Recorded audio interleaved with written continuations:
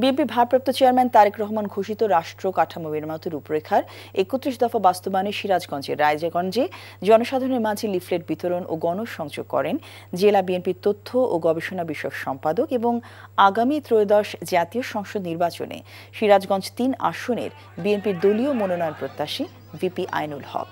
বিকেলে উপজেলার ধুবিল ইউনিয়নের আমতলা বাজারে লিফলেট বিতরণ ও গণসংযোগ করার সময় ভিপি আইনুল হক বিএনপির স্থানীয় নেতাকর্মীরা উপস্থিত ছিলেন।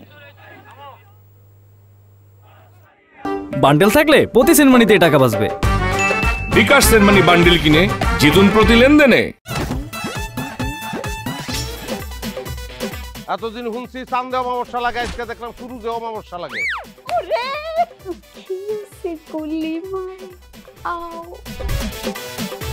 আপনার নামটা? আমার নাম লাবণ্য। এটা ধরেন। এইটা কি? চলে মানে আংটি। ভয় পেলে নাকি সিরিয়াস? আমগো চোখে তো এখন কাঠের চশমা। দুইটা খেজুর কাটা নিয়ে চক্ষু দুইটা উঠানো হইলে আমারে দান করে দিন। কারো পৌষ মাস আর কারো সর্বনাশ।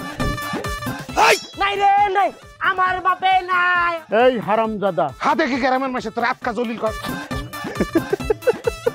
এই